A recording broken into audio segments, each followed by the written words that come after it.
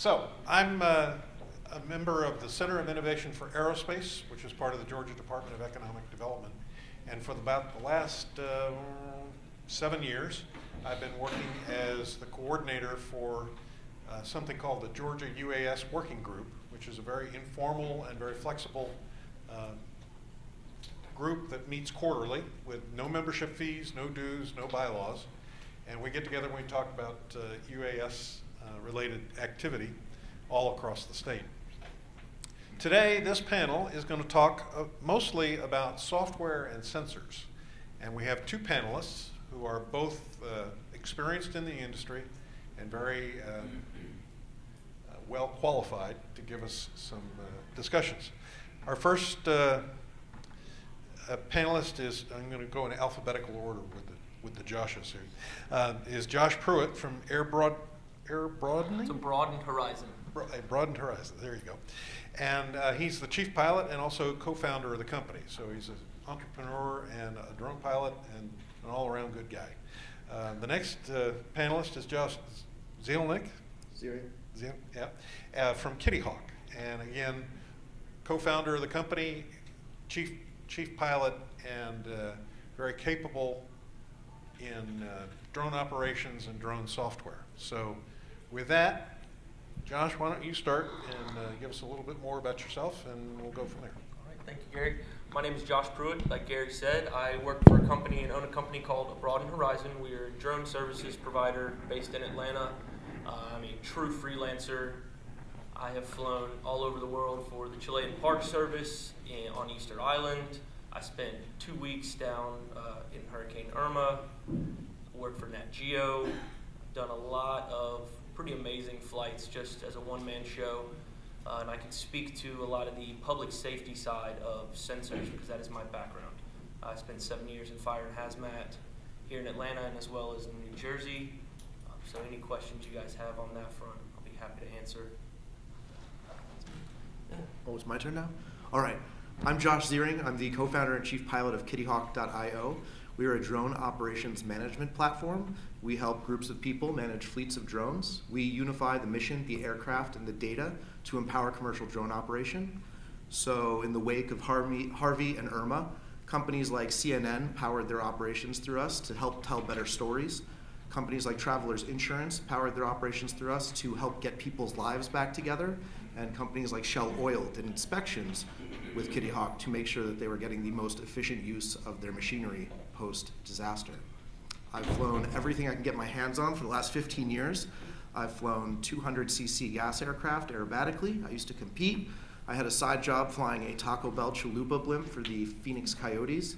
And then I've appeared on ABC primetime television flying tiny model aircraft, and it was on a reality show called Master of Champions. The tapes are destroyed. Don't look for them. And I'm so psyched to be here with you guys today. Okay. Very good. Okay. My job as moderator is to speak less and point more. So what we're going to try to do is get you all engaged with your own questions. And the rules of engagement are, for the purpose of the tape, if you can listen carefully and then just repeat a synopsis of the question so that we can all hear it, and then launch into your answer, we'll go from there. To start things off, though, you've been all over the world doing all kinds of things. What's the primary sensor that you use?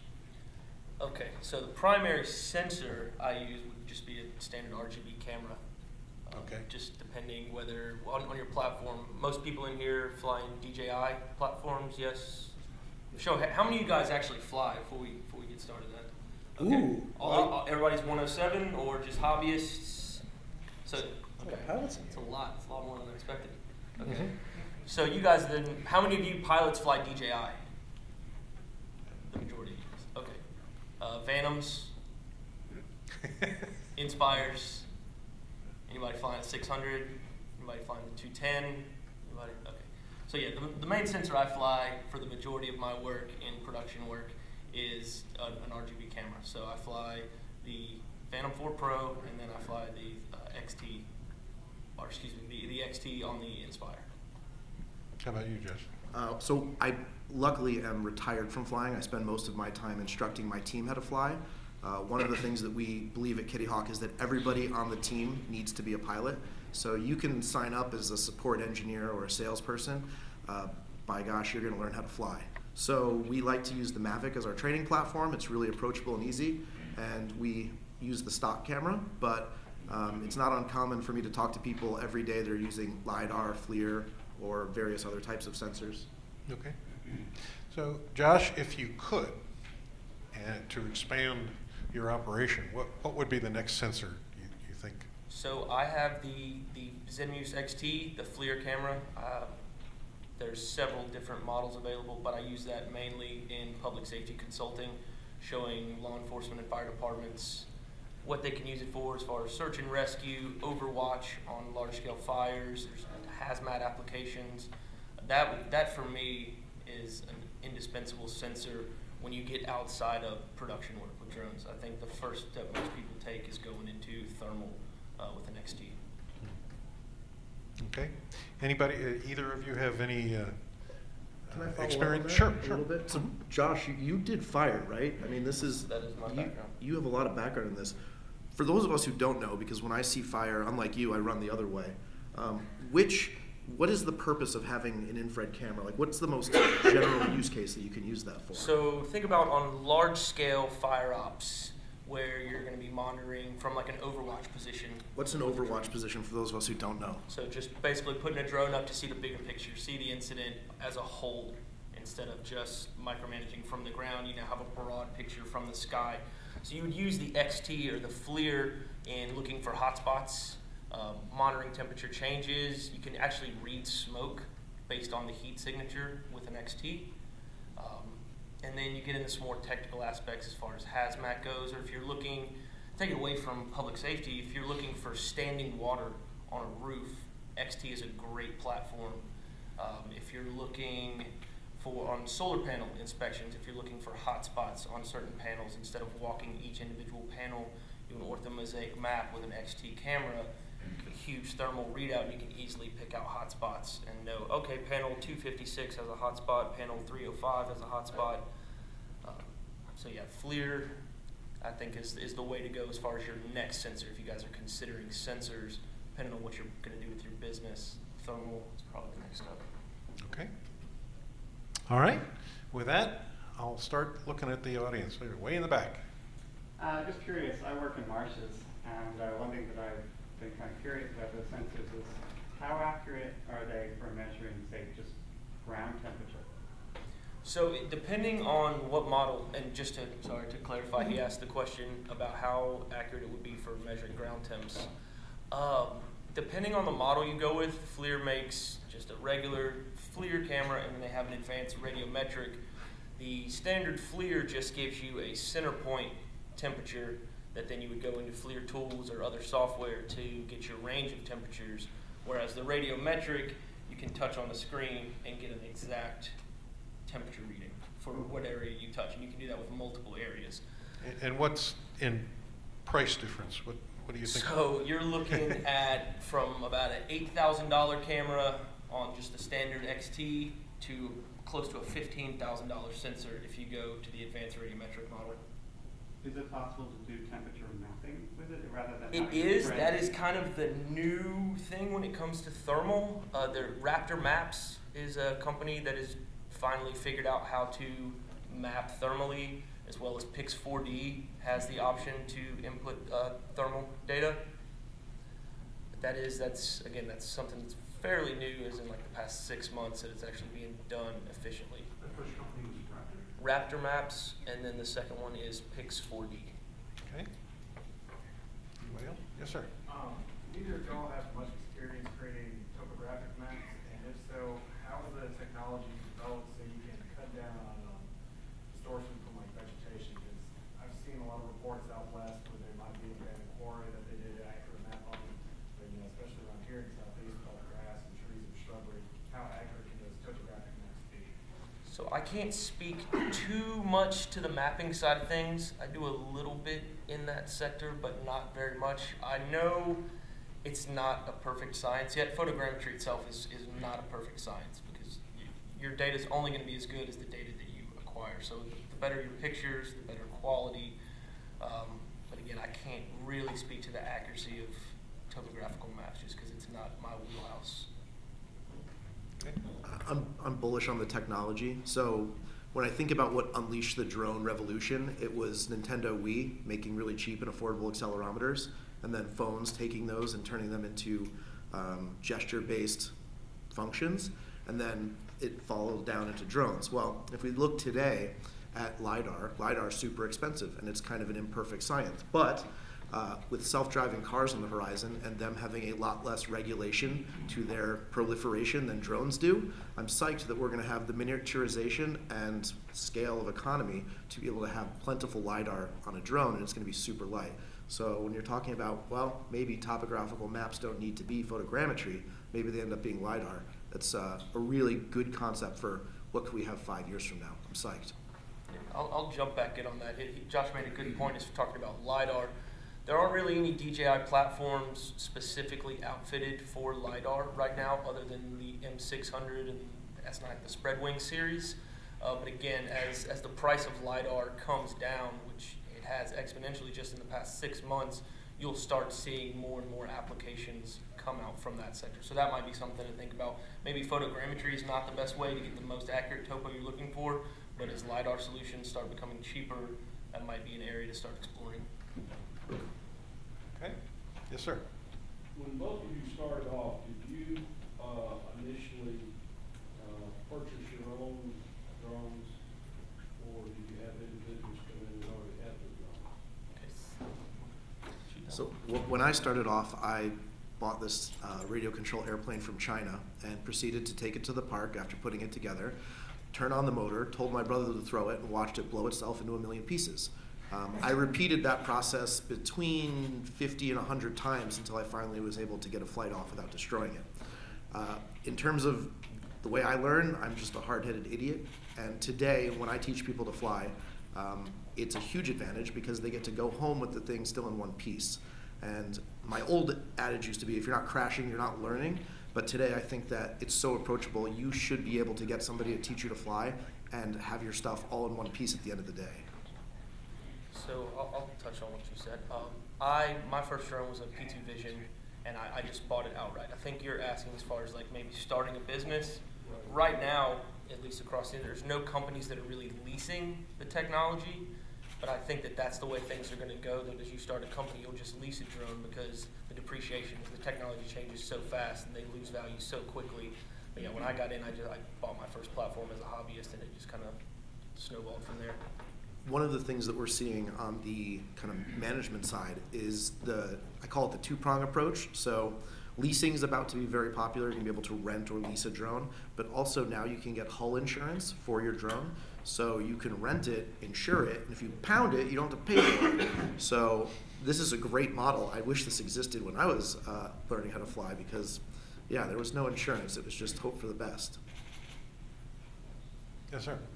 So I'm really interested in the user interface standpoint. So I guess could you guys first talk about like what like your I guess you just use the screen, right? Like what that seems like in the controllers, but also I've seen stuff like using VR and like haptic feedback vests and stuff like that for the future. I was wondering if you guys have used that and what you think about it. Or you think that's I'll kick that one off. So I like to wear my futurist hat. And I think what you're describing is a little bit different than what's actually going to happen. So you're talking about bringing the person closer to the experience, haptic feedback, virtual reality. You're talking about putting the person more and more in the control loop. And the way that I see this going, let's say in the next 5 to 10 years, is the person's being farther and farther and farther removed from the control loop. So when we're talking about haptic feedbacks or virtual reality, it's not going to be a thing. What you're going to find is that AI or ML is going to replace what would otherwise be a kind of visual experience and a tactile experience for the person. So I think it's awesome. I mean, do I want to play with those toys? Heck yes. Do I think that that's the way it's going to go? Heck no. And so those systems are on the market, but it's tricky with the regulations because the beyond visual line of sight rule, again, they're not giving waivers to very many people. And the FAA does not consider that just because you have a headset on that you know where your drone is. They want you actually line of sight. So from a commercial standpoint, it's not there yet, but there are tons of solutions. I mean, obviously you see the guys drone racing. They're fully immersed in what's going on. DJI does have some goggles out that are good for maybe if you're on site with a contractor, you can put him in the goggles instead of having him trying to look over your shoulder on an iPad. You put him in the screen, let him worry about the goggles, and he can look around. His head will move with the camera. But as far as like using it strictly from a pilot standpoint, it's not technically legal yet. And for good reason. If you ever want to play a prank on a buddy, if they're doing the VR for PlayStation, go turn off the PlayStation while they're in the middle of doing a fire-up round. You know, they're shooting. Watch the terror and panic set in very quickly. It's like so disorienting. Just pull that plug and see what happens. Yeah, the whole virtual reality thing was a big boomlet, and there was initially a big push to make all the drone guys be able to do the first-person view and fly their drone. But you're basically flying through a soda straw. You know, you're not able to see 360 around you. So if there's some other obstruction or some other thing coming at you, you can't see it unless the cameras come way along further Well, than they are. I'm glad you mentioned that. So I do think that there is a future technology where we do have the processing power on board to stitch together. Mhm. There's already some cameras doing it right now where they have the 6 cameras and they're all going. But the larger problem now is we're bandwidth constrained to Right. say we have this radio link, it can only support so much saturation, and at any given time you now need the full telemetry of all of the data, what you're looking at, and because it's flying, it has to happen in near real time.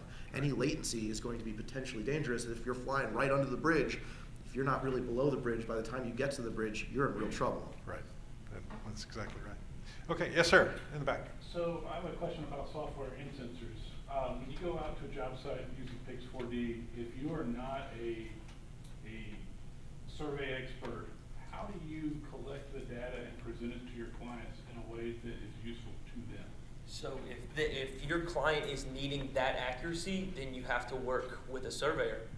That's just, and that's the thing in this industry right now, surveyors don't really like drone pilots because we're putting them out of work, but there's a great relationship that can be formed there. So if I go out on a mapping job where I have to set ground control points, I'm hiring a surveyor to come in and punch those points out for me. And then if that data needs to be signed on or signed off on, I bring in that same surveyor after I've produced the final ortho or what volumetrics, whatever the data may be, and get him to sign off on it. And that kind of takes the liability off of me because I'm not a licensed surveyor. The state of Georgia has some insanely stringent laws on what you can call survey grade data as opposed to just, so we don't say we're doing surveys, we say that we're doing mapping work. That's how we kind of avoid that legal nightmare. The same thing with when you do the solar panels. Do you need to have a background in that technology to provide the data to somebody? So when I'm doing solar inspections, I am on site with the client. I am basically just their eyes in the sky. Okay. I am facilitating them to be able to see what they need to see without having to walk all of the panels. When you're taking multiple pictures of thermal imaging of a building, how do you manage all of that data to be able to gather it, inspect it, and then recall it? So depending on what you're going to do with the data, so if you're taking an aerial map or you're going to make a thermal map, or a building. If you're doing a roof inspection on a building, I would myself personally would fly an orthomosaic of the roof, so one large image put together from hundreds of little images, Right. and then it's just all about data management, just storage. What would your recommendation? Because that's the problem I'm beginning to have. You have thousands of pictures of a building. I keep everything in the cloud, and then as well as like a backup drive. And that's how I manage the data. Okay. With your sensors with heat and water, trying to detect underground leaks, any success on that? So as far as the underground leaks, no. Like trying to look for surface water pooling, that's difficult. That's difficult. You have to know the limitations of the equipment, and for anybody that's looking to get into doing the thermal side of things, the FLIR training program comes around all over the country, and you can get your thermographer level 1 and level 2 thermography certificates, and they actually have a program now that is specifically based towards drone thermal. And that's something I would highly recommend, because it takes you from just acquiring the data to now you can actually interpret it. So it just puts more information in your hands. It's the FLIR Training Institute, and it's level 1 and level 2 thermography. It's a 2-day course. It comes to Atlanta once a quarter. You'd think with the opportunity to use the acronym FLIRty, they might do that, but they don't. Yeah. Go ahead, in the back. So I fly over marshes, and it's really muddy, really hard to get into. And I'm basically mapping the terrain using just a regular DJI drone, which is great because it means I don't have to walk into these areas as much. But obviously you need to do some ground truthing. So we set up poles and get accurate RTK readings from them. I recently purchased a very small RTK, which I'm trying to incorporate into a drone that I'm building. Ideally hoping that I don't actually have to go out and ground truth as much. Do you know, have people done this, how accurate it is?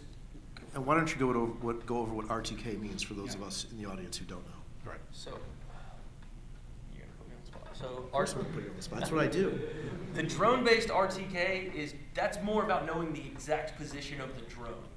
Right. Even so, the M600 Pro that has the advanced RTK, you still have to ground truth. You're still going to have for accurate data, you'll still need those points. Okay. It's just not there yet to where just the drone. We can get accurate-ish data without setting control points, but if big decisions are going to be made off your data, you need to be accurate. Well, to rephrase, if you're a graduate student that don't have a lot of time or access, and it's really hard to get into some of these areas, and you're interested in 3D modeling, and you also have the option to kind of work in with some of the aerial photography that already exists, so georeferencing from that. Using all of those tools, do you still think it's a complete waste of time? I definitely don't think it's a waste of time at all. It just depends on how accurate you need your data to be, what kind of decisions you're making from your data. I can't speak to your data sets. Right. It's different client by client, honestly. Malik? So there are cases where drones must go out of line of sight, and which is like somewhere in fire areas where you can't go. So what are the security sensors which can be used in drones, which can detect which can prevent some accident? Like there are some incidents where birds were attacking drones, and there can be some garbage which can come to the drone. So how exactly you can try to prevent? So a lot of the newer platforms on the market now have obstacle avoidance sensors, but speaking from a public safety side of things, I know that beyond visual line of sight it's a no-no, but public safety pilots operate under an ECOA or a jurisdictional COA, and it's basically a rule that we apply in the fire service for drones of whatever amount. You risk a lot to save a lot, risk a little to save a little. So in a public safety sense, you can fly over people, you can fly beyond line of sight, but you have to be able to back up why you did it. Right. You can't be out for Firefighter Appreciation Day flying your drone over a crowd just because it looks cool. But if you're going into a hazmat scenario where it's easier to put a drone downrange out of sight than it is to put 2 guys in level A suits downrange out of sight, obviously it makes more sense to put the drone out of sight. Right. Thus far, I don't know of any sensors for birds. the videotapes you see of the eagles swooping out, and it's a big deal in Australia, apparently. Yeah, it's a huge problem. These giant eagles are swooping in out of nowhere and just smacking the drone out of the air. and a drone or an eagle 200 yards away traveling at 100 knots is a tiny little dot. So even if you had a visual system, the visual recognition would have to be very, very rapid to be able to use that. Yes, sir. Josh, this is more directed towards you. I'm just really curious about your experience with Nat Geo, what you do with them, and how you really got into that. Okay, so I'm going to give away my secret here. There's a great website called Staff Me Up. Everybody write it down right now. It's called Staff Me Up. It's a production staffing website for camera operators, gaffers, riggers, all of it. And there's a section for drone pilots. And Nat Geo posts to Staff Me Up pretty regularly. So you'll see a lot of, if you get on Staff Me Up, you'll see a lot of major network jobs come up on there. So it's very much a valuable tool. Okay, Ronald? What's the farthest you had to travel for a project? Easter Island. Yeah, and where were you? Here in Georgia?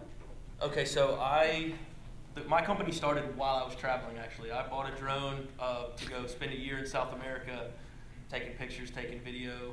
And the more I traveled, the further south in the country I got, people were asking me, hey, can you take videos of our hotel, take a picture of our hotel, our tour group, whatever. So I started bartering for services and then started charging people. And by the end of my trip in Chile, I was approached by CONAF, which is basically the Chilean Park Service. I was already going out to Easter Island. They had a project on Easter Island, so it just kind of fell in to place. And that's the farthest, most remote place I've ever flown. Was on Easter Island. It's pretty difficult because the entire island is a national park, and they're pretty strict about drone usage. You're familiar with Easter Island? That's where the Moai statues are. They've had issues in the past of people crashing drones into the Moai statues, so they are insanely strict about drone use on the island. But that's my most adventurous place I've ever flown. Yes, sir. The most adventurous place I've ever flown. Did you get paid for it? They pay for your travel? I mean, typically nobody likes to pay to see me fly. But yeah, no, I think the most adventurous place was when we did the television show. They took us to LA, put us in a studio, and they said, all right, you have to fly within this 40 by 40, like imagine 3 of these rooms, and they're like, we need you to do a bunch of aerobatics, and oh, by the way, there's camera guys, and it's dark, and there's lights, and it was really, really dynamic because the camera guys were moving, there's audience, the host is talking. It was what I would say, like, when you talk about a dynamic situation, it was pretty gosh darn dynamic. How do you deal with the sound? Honestly, so we practiced in that studio for probably 3 days, 8 hours a day. So I was just flying nonstop, just trying to get a sense of, because so everything in TV is painted black, and this really plays just awful trouble with your depth perception. Yeah. And the planes that we were flying were kind of shiny and white and foam, and so I really had to tune into, okay, there's a wall over there, it's right there, don't hit it. And so we did pretty good. There were 6 of us flying, and the 3 on my team. And what ended up happening is we incorporated the walls and some of the props into the routine that we were flying. So rather than have to worry about where the wall is, they had like a slope. We just drove the planes up the walls and hovered them there. So that way I'm like, all right, I know where the wall is. That's the sight picture I need to see. And then from there we did the rest of the routine. But yeah, it was definitely a lot of safety concerns. They were privately insured, and it worked out pretty good. We did crash a few of them while we were filming. My compatriots were not as skilled with indoor flying. It was actually the 2nd or 3rd time they've done it. But yeah, it worked out. Nobody got hurt, and we won against the other team. Speaking about your previous work with surveyors and tying in the control points that they set, do you or them tie your data into their work? I'm guessing that's probably the surveyor's job. And if so, how do you ship your data over to them or them send you recordings from control points to tie everything together for the finished product? So when I get my coordinate files from surveyors, it just comes as a text file. I do all my post-processing in Pix4D. So I just go in and input, so I find my certain ground control point that I know is point number 1, and then I just modify its location, and then it will change in every picture that ground control point is in. So basically, if your map is over here, after you put those points in, it moves everything over here and plugs it in correctly with local GIS. But yeah, it's all Pix4D. But if as far as data delivering goes, if I'm just dumping a bunch of data to a surveyor, I just throw it on a big terabyte drive. Yes, sir. Way in the back. Yeah. So you guys have been talking about visual wavelength cameras, LiDAR, thermal. But what are other kinds of sensors and interesting applications that you've come across or heard of for sort of non-visual data that drones are gathering? Yeah, so we've been talking to some law enforcement agencies on the federal side about, one, they're worried about how do we mitigate the threat of drones, and then two, how can we use them in sort of a counter WMD scenario. So one of the cool things I think is so cool is the idea to use Geiger counters, particularly if it was able to transmit back. So there's a huge epidemic problem of like radioactive waste that is not being necessarily used for nefarious purposes, but is just kind of floating around. Think like cancer treatment machines, radiology, that sort of stuff. These items exist. And so there was a really famous case, 2004. I think they were in Egypt, and a piece of cesium-135 got into one of these containers. And so they're like doing this kind of usual scan, and like this thing is off the charts, like one of those, gnarly. And so the ability to fly over container ships before you're putting people out there with Geiger counters, I think would be an awesome application.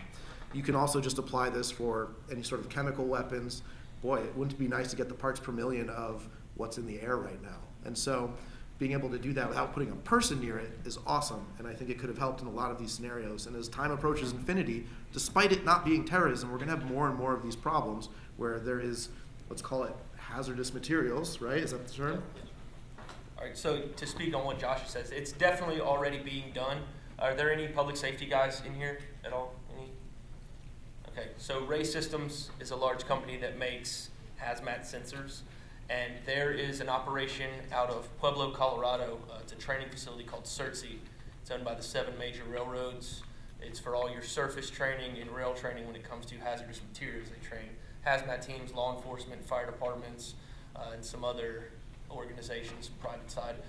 They have a Sky Ranger that can deliver an area array, which is looks like a car battery sensor, can fly it downrange, and not just fly it down there. They can fly it down there, land, and leave it down there because it's a remotely operated sensor.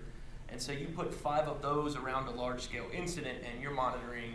It's a PID. It's a photoionization device. So it's monitoring for explosives, for radionuclear poisons. It does it all.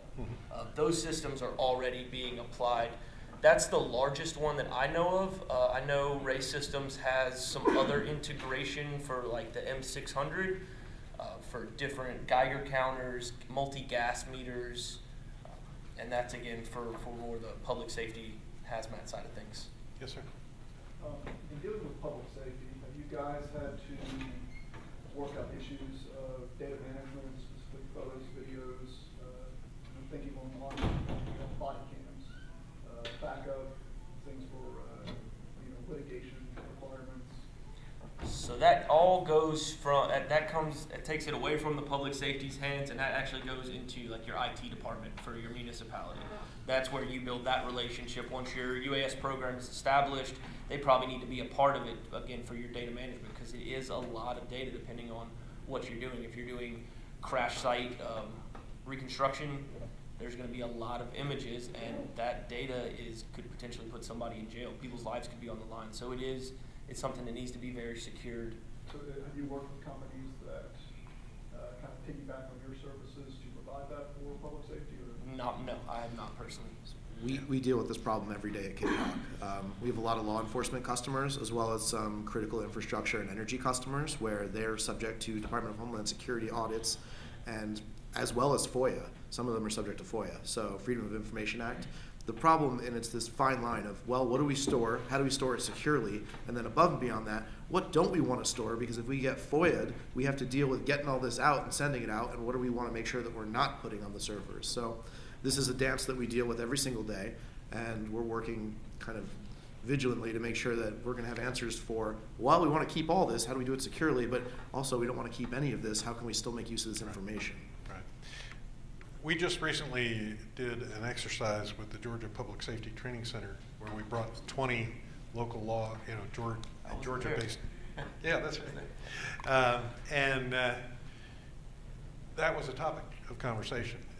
But generally, all the law enforcement agencies already have policies and procedures in place for the photographic evidence that they take with other means. So it's a situation of knowing what you have and compartmentalizing and protecting it, just like you said. But back to Robert's question, though, there is some aspect of when you do these photo mosaics and that sort of thing, and you stitch these images together, the file sizes get really large, and it's not something you can just zap from your iPhone across the AT&T network without bogging everything down, because you might have 150 or 200 megs in a file. So there are some challenges, but the software companies and folks like you are handling that. We're trying. So we're working right now on the idea that, yeah, 4G LTE is adequate for zipping a photo out, but our real goal is we want to destroy the SD card and send it the way of the dinosaur. It is this awful piece of friction in an otherwise seamless kind of process. And so when the 5G networks arrive, we're going to make sure that we're leveraging their full capability so that you can just have the data right off the drone. It takes 400 pictures for a orthomosaic, fantastic. Let's just put them in the cloud in real time. Yeah. That's really where we want to get to, and kind of having to look 4 or 5 years down the road and say, when are we going to be there, and how does Kitty Hawk take advantage of that is part of my job. Going back to the sensor question, there are a couple of things that we've recently found as well. There's a company in the UK that is developing a couple of radar units that will fit on a drone for what's known as synthetic aperture radar. And also, they claim to be able to do ground penetration down to 2 meters, 6 feet. So for things like piping and IEDs and that sort of thing. So I haven't seen it yet, but I heard him talk about it. So it's called Drone Operations in the UK. Yes, sir. So, to you, Josh, you were saying that you have multiple robots for you are using multiple drones for capturing animals or something. Right? In the beginning. So, yes. I said that. I mean, I don't think I said that. But I'm willing to say it. Let's just say I said it. Yeah. So, if you are doing you have multiple drones doing the same thing, how is it you are working on avoiding collisions and people and all that? So we've taken, I guess, what I would call a belt and suspenders approach to this, and we work very closely with AirMap. But one of the things that we're doing is we're calling it sort of a bottom-up UTM. And so let's say you and I and Josh are all out flying. Well, just you and I, because Josh probably crashed his. And so we throw geofences around each other, and thus it becomes impossible for us to hit each other. We don't need to have a national airspace system to deconflict. We can all go out, and he can just say, all right, I'm going to put mine here and yours there, and we can't fly outside of our own little boxes. And that's one way to handle it. And then there's some other ways that are more dynamic that we're working on. But for right now, the biggest problem is teams of people want to go out and operate simultaneously. How do you do that without a ton of situational awareness? Well, you don't need situational awareness if you know that it's impossible for you to hit somebody else. Yeah, but how do you accommodate in that system what the FAA euphemistically calls non-cooperative or non-participating aircraft? What we find here in Georgia a lot is even out remotely while people are out doing their thing with UAVs and UASs at 300 or 400 feet, crop dusting guys go blowing through the airspace with no radio, no transponder, and no flight plan. And so you don't even know they're there. So the idea that drones are talking to each other is fine, but there's other stuff out there. How do you accommodate that? I mean, today I'm a big fan of the visual observer. Basically, my whole role at Kitty Hawk on Fridays, when we do Friday Fly Day, is I'm basically everybody's visual observer. And we have tourist helicopters. We fly over the San Francisco Bay. It is not, let's call it free and easy airspace. So constantly looking, constantly adjusting. And yeah, it's difficult, especially when somebody doesn't want to be an ADSB or have a radio or do a flight plan or do their transponder. I mean, these are challenges, but really the way it's going to go is once this whole Mode C Veil ADSB situation happens, it's going to be put out or get out, you know? Hopefully. we'll see. The rulemaking is a put interesting. out ADSB signals. That's Yeah, what yeah. that's what I was trying to say. Yeah. No, not in that way. Yeah, yeah. It's going to be an interesting situation because there are something like 8,000 aircraft registered with the FAA today that don't even have electrical systems. You know, so you tell them put an ADSB on box on their machine, they can't because there's no source of power. So it's going to be an interesting dance, as you said. Yes, sir. Josh, could you speak a little bit more about geofences? I haven't heard about that before today. Like you putting them up yourself. That's. Yeah. So part of the flight planning functionality we're working on is being able to draw a box and say, okay, this is Pruitt's airspace, and then draw a box next to it and say this is Ziering's airspace. And then the two Joshes can go out and never have to worry about hitting each other because we're geo-fenced into a altitude, latitude, longitude situation. You can already do that, or you're saying this technology exists today, and we're building it. Should be ready, I want to say by the end of Q1. We'll have the ability to do this inside of Kitty Hawk natively. Yeah, and you can do that now in the Ground Station Pro app from DJI. You can self geofence. Okay, I was wondering. I don't know about that. That's really cool. I don't want to talk about it, boy. I don't like drone. That's just my. Please expound on that. I don't want to. I've had a lot of issues with drone deploy staff personally. We don't do that. Yeah. What about the security issue? Everyone's hacking into everything these days. How are you preparing for that? I got nothing. Yeah. Fingers crossed that it doesn't happen to me. I guess the way I'll address this is that I will say that I was a very angry teenager that really likes computers, and I get it. Let's just say I get it. Everything is hackable. There's no real safety. I think the best thing to do is make sure that you have great standards in place, they're being followed, and an open ecosystem, I think, tends to lead to better results. So code audits, open source software, having the ability to say, wow, look at this code, rather than strictly proprietary solutions. I think that a mix of the two is the way to go forward. When you look at some of the most secure systems in the world, particularly things like OpenBSD, which is a project to create an operating system that is so secure that you can run the latest version and it's still not going to get broken into, which it still does get broken into. But you can fix it really quickly. And these are things that require a lot of attention. When you look at Boeing and real commercial airliners, they have firewalls. Those computers on board are strictly protected, and that's a proprietary solution. But when you look at, for example, some of the open source stuff from Pixhawk and the like, they have open source software, and I don't see them getting rooted as much as I see DJI getting rooted.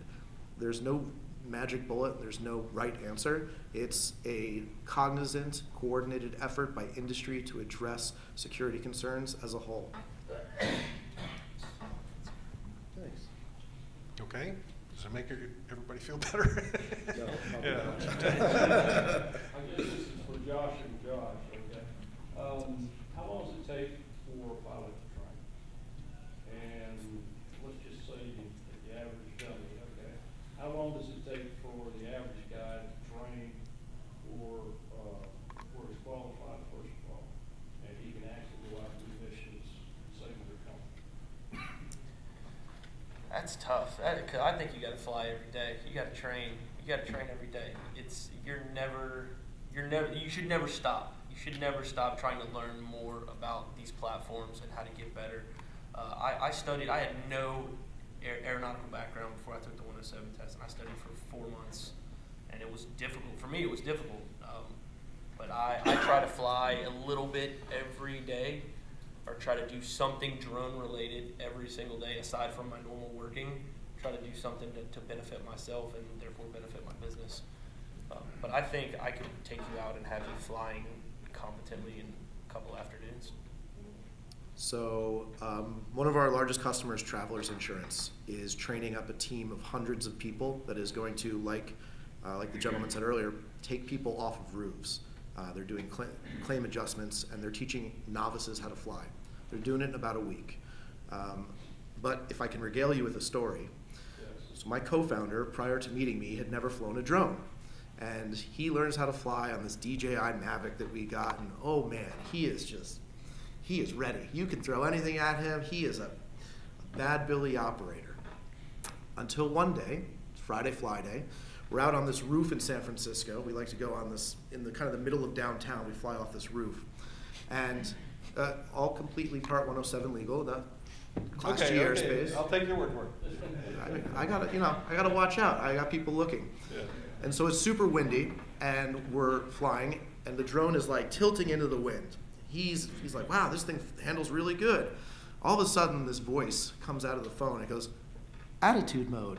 And I go, John, are you good? Do you know what that is? And this thing just starts sailing downwind. I'm going. It's not very big to start with, and it's going all the way downwind. We fly just upwind of the Federal Reserve. So I'm like, John, are you good? And by the time he goes, I don't know, what's attitude mode? It's not listening to what I'm telling it. I said, no, it's exactly listening to what you're telling it. You're not doing anything. Give me that. Now I can't see the thing. It's like a little tiny dot over the Federal Reserve. So I grab the transmitter. I look to make sure that it's pointing the direction I think it was pointing. And I spend the next 3 minutes driving this thing back upwind. And you can see, and we landed it successfully on the roof. Everybody was okay. Although there was one building that looked like it was perilously close to having a new drone friend. You can see on the telemetry, because we pulled the telemetry, I wanted to show him, yeah, you had full control. It goes, all right, GPS lost. And then it goes loss of link. And so this thing was really, there was no hope unless you knew which way to move the sticks. So yeah, you can be proficient at operating a drone within, let's say, a week or a couple afternoons, and you'll be good. The problem is when the drone stops behaving like you expect it to. And that's really the difference between a highly competent operator and somebody who just knows how to fly the drone. I like those terms. Yeah. So, elaborate. I'm an old Navy pilot. I'm a helicopter pilot, years of training and all that stuff. And we would go out and intentionally, on training flights, intentionally set up situations that were emergencies and teach our way through it. We'd do it in a simulator, and we'd do it in real life. As just an average guy with a Part 107 license, how would you recommend what we used to call expanding the envelope of your capabilities to go just beyond the, okay, I know how the sticks work, to being able to handle the unexpected? How do you do that with your training programs? So we go in and we set up an obstacle course that we've made out of PVC and pool noodles. And initially, the guys just fly it and take their time, just get through it. Then we start putting time limits on it, and then we say, okay, do it in ADDI mode. So building proficiency like that. With public safety, we have an application. For anybody not familiar with public safety, we use drop mechanisms for personal flotation device or any other drop-in radios, what have you, comms, anything, to a stranded person in the water, search and rescue, what have you. So to get people comfortable with getting over a target and dropping something, because it's not something you can be looking at the monitor, oh, I need to come a little bit more left, oh, I need to come a little bit more right, because this is a time-sensitive scenario. So we'll take targets 1 through 5 and just throw them out at random spots on a football field or wherever we're training. And we'll tell our pilots, okay, you've got 30 seconds to be over target 5 and drop your water balloon. And just keep running through like that. Okay, target 5, target 3, target 2, just get them proficient. We even set up a really large white sheet with a tic-tac-toe board and use colored water balloons to play tic-tac-toe with the drones. Just how firefighters are very hands-on learners, so they want to be on the sticks, they want to be doing something. They don't want to sit and look at a PowerPoint of what they could do. They want to learn how to do it. So we play tic-tac-toe, we practice takeoff and landing from different depth perception. It's all training. You take them out in bad weather? Yeah, of course. Okay. So one of the things we'll do is, I'm a big fan of orientation. Orientation's really where I think a lot of people get in trouble. Which way is it pointed as to which way you perceive it to be pointed. So I'll have people close their eyes. I'll just kind of spin it around and I'll say, all right, open your eyes. Where are you going? What are you doing? And I'll kind of make them figure it out. From there, I like to do kind of dexterity building exercises. So fly me a figure 8. Okay. Now I take them like, I'll fly a quarter of the figure 8 or 3/8 of the figure 8, and then I'll say, all right, finish the figure 8 or finish it backwards, or these kind of exercises that really make you manipulate the controls rather than just say, oh, it's here, I want to move it here. Show me where you're going and how you're going to get there. There's a lot of kind of these orientation exercises that you can do, and the good part about drones is, the ones that we fly for this application don't go upside down, so you really, don't have that much to master. It's nice. Yeah. Okay. In the back. Speaking of being able to fly in situations that may be a surprise, a lot of industries are going towards automated flights. How do you feel about incorporating automated flights into your daily business while also trying to maintain your skill set by being able to fly it manually? So a lot of people in the industry now they love the DJI autonomous flight features. But I think a good operator who's got multiple hours on the sticks can do all of those features better than the software can currently. I feel like I can fly a point of interest orbit a lot smoother than I can by setting it up in DJI. I'm not a big fan of the autonomous solutions. I want to be on the sticks. I want to do it. I feel like I'm good enough to do it. That's just me. So I know autonomy is coming. It's one of these, and I know I don't like it either. It's gonna put us out of a job. But it's one of these notions that, yeah, autonomy is coming, and it's probably going to be good for the enterprise to have some level of autonomy, and for the 1,000 boring flights that you do, that's great.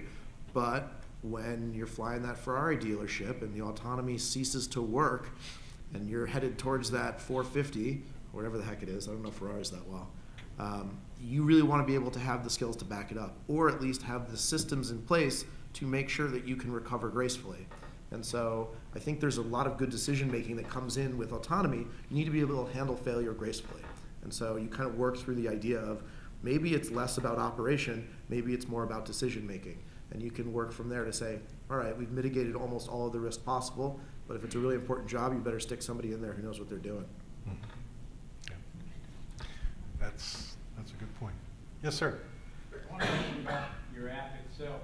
You just kind of explain to us the true benefit of that app and how it can be an assist to the pilot. I'm happy to follow up with you offline. I don't want to make a commercial for Kitty Hawk. I'm staunchly anti-commercial when I do these things, but Kitty Hawk is really about making sure you can scale process, people, and product. And happy to show you more offline, but I'm not here to sell. Yes, sir. Having to do with the title of this session, software and sensors. I'm kind of curious about your insight as to breakthrough software that you see might be coming up in terms of, you mentioned LiDAR. It's something the price point might be coming down on LiDAR, which interests me a lot. Do you have insight as to maybe softwares that would be antiquated quickly, or sensors that would get antiquated quickly, or what would be a good investment now? Like the Phantom 4 Pro is, entry-level current at this point, but is it soon to be antiquated? Will it be thermal on these sensors in the near future, do you think? Not for platforms like the Phantom. No, I don't think you'll even see thermal for the Inspire 2. It wasn't designed to be. It wasn't designed for that. It was designed for cinematography. I have a hard time expanding on your question. I think the best investments in your business, making sure that you have customers and relationships, rent as much as you can. This is one of those industries where it's like, no one will ever need more than 512 kilobytes of memory. Right. We're just getting started. This is just the tip of the iceberg. This is going to be awesome, but there's going to be a lot of useless garbage made along the way, because this thing, 16 megapixels, get out of here. That's my challenge. Trying to run a business. Right. As he says, the technology is advancing so fast. In order to recover your costs and run your business, you have to do your depreciation in weeks, not years. That's the challenge. Yeah. It is. Leasing will change everything when service providers can lease their equipment instead of having to buy it outright. I think that'll change everything. Sort of piggybacking on that point, do you see the industry going towards private firms that use drones for building inspections, construction inspections, or mapping like they were doing? Do you see it going towards businesses specifically doing that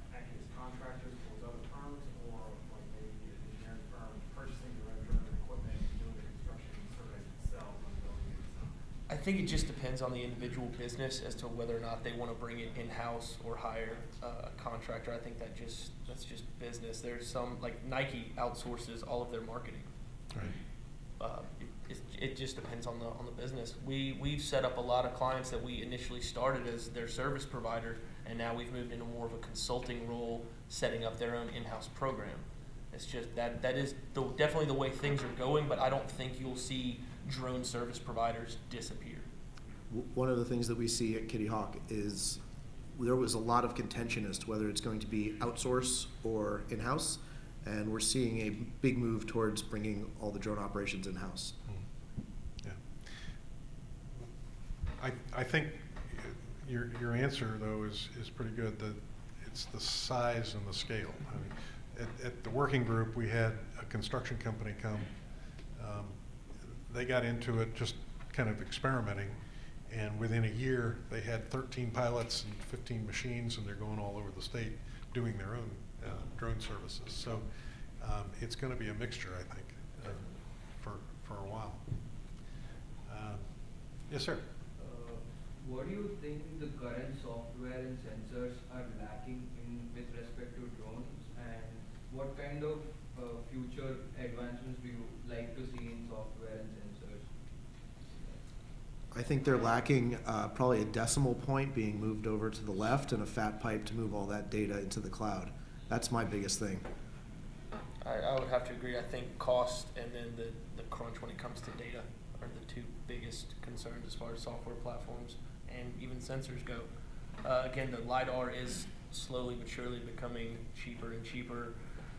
I don't think you're going to see the cost of thermal go down much, if any. I think you'll see resolution get better with thermal, but I don't see the cost going down on those style sensors anytime soon. Right.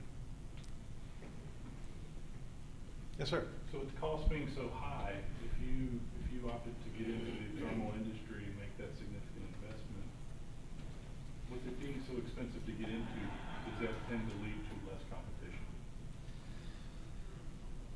Yes and no. I know people that have bought an XT and have never used it personally. They just lease it out and make good money to smaller operations who can't necessarily afford the XT, but they want to offer it as a service, so they go get their level 1, level 2 thermographer, and then they just rent or lease an XT when they need it on a per client, per job basis. Sort of like the film industry does with their camera lenses. Exactly. Huh. Okay. Yes, sir. Question is about open source software that are present that are used in drone technology. I would like to know, like, what is this maybe is this made software or open source software that you can edit or change the behavior of the drone? Because sometimes you could want maybe a drone to do something while it is doing something else, which is not provided by the normal, like maybe proprietary software or anything else, but you want to edit the code in that. Yeah, no. So it exists. I mean, I'm really encouraged by some of the things coming out of the Drone Code Foundation.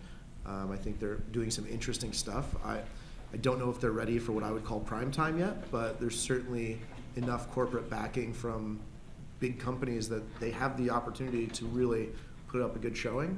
Other than that, there's some projects out there that are escaping me at the moment, but I think the biggest thing is a unifying factor amongst all of them, right? It's still a little too competitive where if there's a common set of standards, maybe then there could be open source solutions more readily.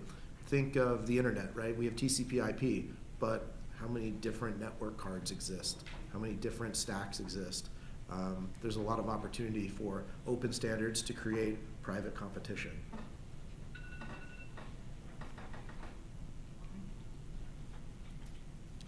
Well, we're at 3:15. So I think we've reached the end of our program. We'll go over just a couple of minutes. Any summary, last minute wrap up that you want to? I'm super excited about the future of this industry, and I spend a lot of time thinking about not really what does it look like 6 months from now. I'm trying not to think about the regulatory environment right now, what we're doing. I spend a lot of time thinking about wow, what happens when there's Cessna-sized helicopters fighting fires in swarms rather than drones stopping firefighting operations from happening? I think about what happens when somebody needs a blood transfusion or anti-venom and it's delivered really fast because it's going from point to point in drones, and people that would previously not be able to survive being brought to a regional medical center are now able to do so because they can get the right blood.